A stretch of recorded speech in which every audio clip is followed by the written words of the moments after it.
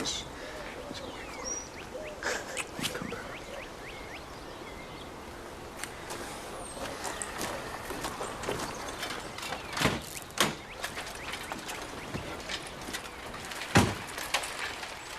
Dad always sits up front with Anchisa to navigate.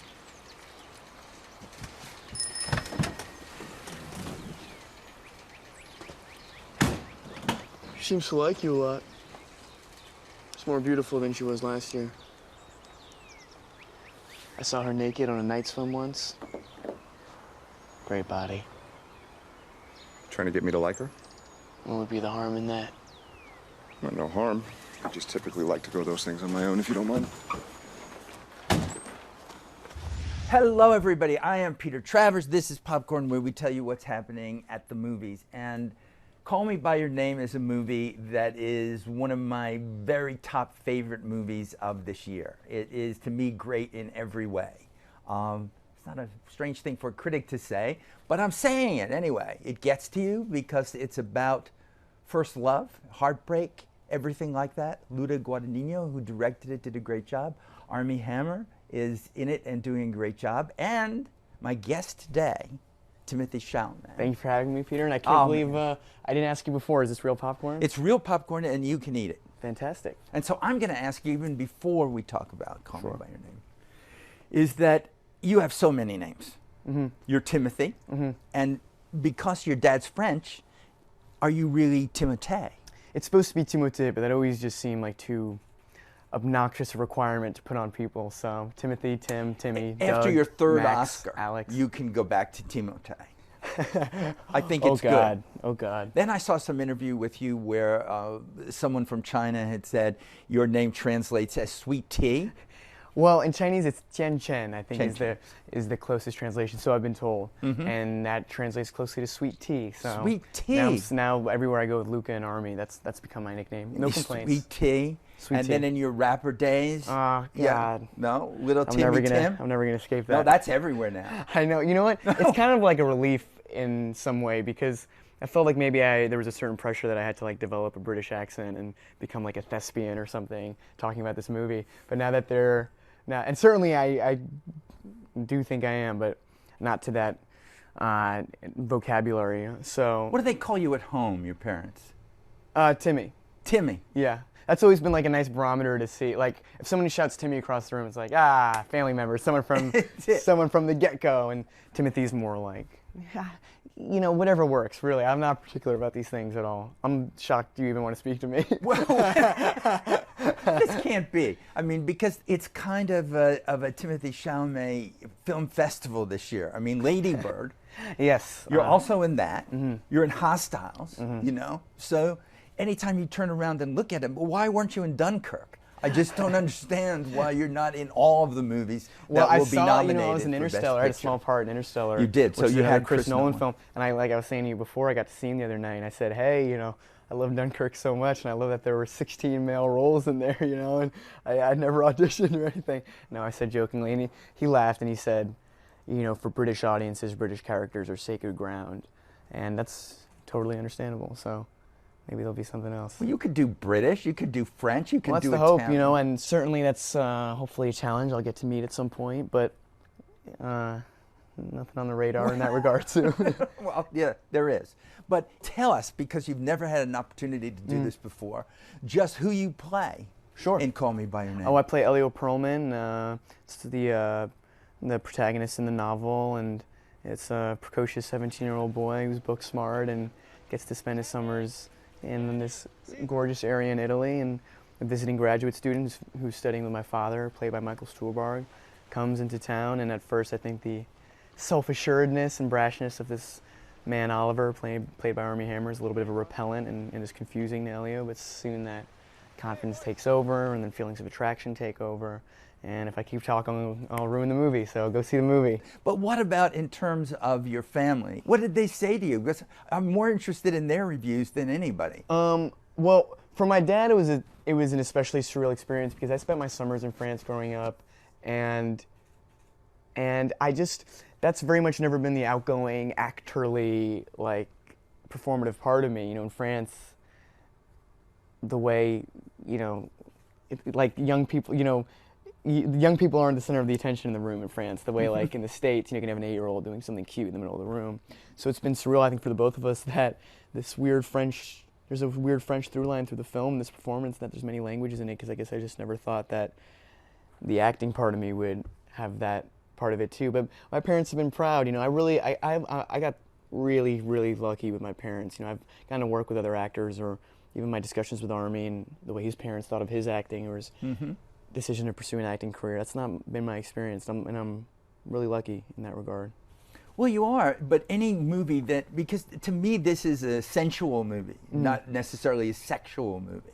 Everything seems to be eroticized, even, no, it's true. You just walk around and that's that's Luca. it. It's the summer. It's Luca. That's Right. who he is, He's everybody. No, it makes me think of, I hope people have seen this film, and if they watch this, but in I Am Love, there's this amazing shot of Tilda Swinton making love in the grass, and there's flies, and that's really like a testament to Lucas filmmaking, this idea that things just breathe into each other, and the characters bleed into one another, and you can't really tell what's one sequence and what's another, and the food is a character, and the house is a character, and the setting is a character. So to get to be a part of that at a young age, it seemed like a no-brainer. What always gets me about this breakthrough for you, Right. as somebody who has seen you on stage in Prodigal Son, and to look Wow, at that, I didn't know that. but That's awesome that you saw that. To Peter. look at that John Patrick, when you're playing him, Right. I just remember that line. Do you remember 15? Do Right. you remember what it is to be this age to do it? But at your age, to give that quality of a stage performance at that is pretty staggering. And then you do a movie like Miss Stevens, which comes in, people haven't seen it, but if they should, and then you do Biff's monologue from Death of a Salesman and wipe everybody out doing it. So people know you, they saw you on Homeland, right? They've seen you do other things like that, but they never saw you on stage because they couldn't. And they probably haven't seen Miss Stevens. Right. So this is going to be the first time for a lot of people. Right. And I don't know, you seem to be somebody who is in a position to have a really long career in this business. Whew, well, How do you think about when you try to honestly, what I structure think a about career? is the idea that Donald Trump is president and we might not be around in a year, and that's like genuinely the thought I have, which is, it seems presumptuous or too quick to think like, oh, I'm set for a period of time here. This film's gotten a rapturous welcome, but it hasn't come out yet, so we don't really know. Certainly the reception we've gotten thus far, I got to do a project, Beautiful Boy, last year that'll come out next year. With Steve Carell. With Steve Carell, and I don't think the ability to get that project or to be offered that role, I don't think would have happened without the filmmakers and the producers seeing this film. But I don't know, I try to take it like a day at a time, and the idea that it's a marathon and not a sprint, and I know for any actor, the prescription is to go up and down and up and down and up and down. So this is a great moment right now. I'm so happy to be doing this with a film that I'm actually proud of and I really like, and not, okay, whatever, I was gonna get myself in trouble again there. I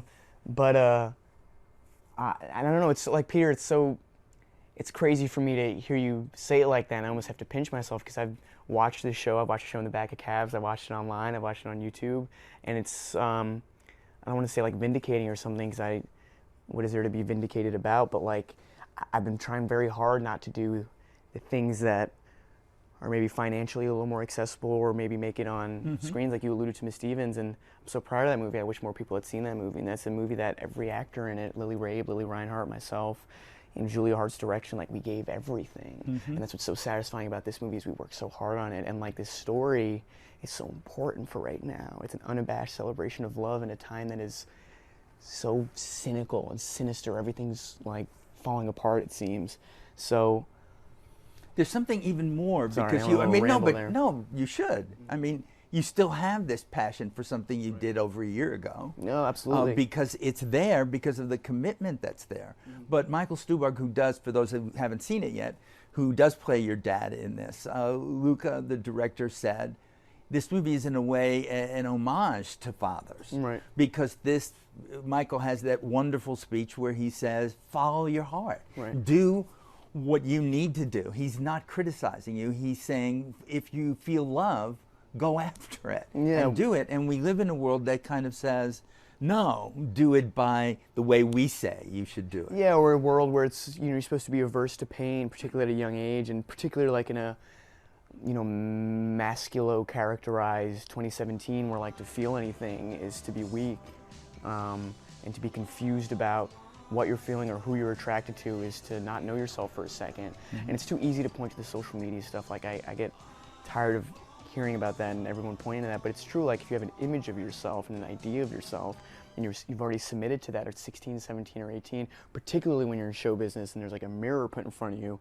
where there isn't usually at that age, like you have an idea of yourself and it's not fair to yourself. I mean, I have no idea who the man is I am today. They say the male brain develops until you're 25 and I'm 21. So who knows? You know, So you're just this amorphous mass of yeah, who something. knows? I mean, I could be, you know, for all I know, I might be in a psychiatric institution 6 years from now. So, I'm like all over the place, Peter. I'm sorry, I'm like rambling. I'm like nervous to be up here with you. But, sorry, what was the question? No, but it's not, you don't see. You seem like you have found your center, so that when you work, that's what it's about, and the rest of it is in a way noise. Yeah, well, that's also It's a little. It has to be a little bit. yeah, like I mean, it's also the gift of the project. It's the gift of the mentors I have in my life. Like I feel like I have the greatest agents in the world. Where the idea has been to tell good stories with good filmmakers, not to become well known or make money. It's not about that, and that's the protection of the agents I have. Do you get intimidated at all by the quality of the people you've been getting to work with, which is extraordinary? Yeah, it is intimidating because I think like I just don't want to. I don't want to. Burnout is like too easy. It's too easy a way to put it. Like I did a kind of a round table with Gyllenhaal and Franco and Gyllenhaal and Franco, Jake Gyllenhaal, James Franco, right. Gary Oldman, Hugh Jackman, and Jeremy Renner. And I'm looking around there and I'm like, these are all guys I've been looking at and studying and admiring, for. I saw The Dark Knight, that made me want to act. And they were saying things like, somebody asked them a question like, where were you guys at his age? And it was either drama school, not where he is, not where he is. And there's a great feeling to that, okay, great, I'm here, or at least I'm here for the moment. But I do not want to be one of these, I don't want to flame out or anything. The roadmap for young male actors is maybe, or just young performers, period, is not the strongest at times, which is why I'm super lucky to have Army, because he's been doing this. He's been filling out this business for a while. He has a family. He's a great man. He's a great husband. He's an awesome father. He's an awesome mentor. So I've been lucky to lean on him. And certainly with what's been happening with this film, like he's had experience with other projects that are on a certain sort of hype train, whether it's things that are independent leaning like Birth of a Nation or things like Lone Ranger. And sorry, I'm being a little rambly, but I wanted to say this before too. What's nice about doing all this stuff for the first time with this film, I was talking about this with one of my best friends recently, and doing the press stuff around it like this is, I don't feel like I am making a leap when I'm presenting myself. I'm not in service to the commercial or whatever property is that I'm playing, but rather this is, this is like who I am or something, or at least that's who I am today. So, if that makes any sense. Well, it does make sense, but it's that you can function within it, within the level of intimidation. I mean, even Chris Nolan is somebody that you may have had not the big starring role in Interstellar, Right. but you're the son of Matthew McConaughey's character, and you're working with this kind. And now you're working with Greta Gerwig, who is basically just starting her career as a director to do that. And it's not the leading role, and you don't seem to be afraid to take parts that. Saying, even if I'm in it for 3 scenes, it's worth me having this experience. Oh man, Peter, you make me feel so good, and like this is gonna be so hard not to speak in like self-aggrandizing or self-prophesizing terms, which I really try not to do. But to hear you say it like that, it's so satisfying, because that's why I did a part like I did in Hostiles, which isn't like a huge part or anything, but I wanted to watch how Christian Bale works on a set for a month and a half, because he's an incredible actor. And sure enough, there are things I can, Steal. Not necessarily steal, but just even the idea that it's a marathon and not a sprint, and the way he shows up on set every day and he's ready to go, and he doesn't reach for anything in a scene, which is the privilege of getting to be leads in a movie for 20, 30 years. But as a young actor, you're reaching all the time, and so to watch him go to work, that was an insane experience, and it's something I'm totally happy I did, even though the role's not huge. But I just wanted to be around those veterans and those greats. And weirdly, when I'm in a scene with like Christian Bale or Steve Carell or McConaughey or Saoirse, when you watch people so closely, you know how good they are, it almost takes the pressure off a little bit. There's a documentary named Supermensch or something about that Oh, yeah, legendary right. manager, and he said something about like less known people being in pictures with very well known people, and how it always has a better effect on the less known person because the well known person looks like they're with a rando, and to that degree, you feel like you have to do less in scenes with them because they're just. I've seen them in so many things and seen them being interesting when they're not really doing anything. Well, Saoirse's kind of your age. Yes. So it's, and yet has this tremendous ability to make the noise go away and focus on what's happening. Yeah, and like that was the gift of working with Saoirse at that age on Lady Bird, but also Lucas Hedges, who's my age, who was in Manchester by the Sea, is that they're very much work first actors, which seems like cliched or something, but it's true. And with Saoirse, what's so insane is the egolessness, which is I guess something you hear a lot too, but it's just that it's so intimidating. I mean, if she walked around swinging her shoulders a little bit more, it'd almost be easier because she's the big dog on set and she was the lead, but she was, and also the role in that movie, I'm supposed to be kind of an object of desire or at least an object of aloofness or somebody with a sense of superiority. That was tough as hell with Saoirse because I don't feel any of that with her. And certainly our relationship in real life did not play out at all like that. And so that she came over one day, she said, oh, we're all gonna get drinks after work today if you wanna come.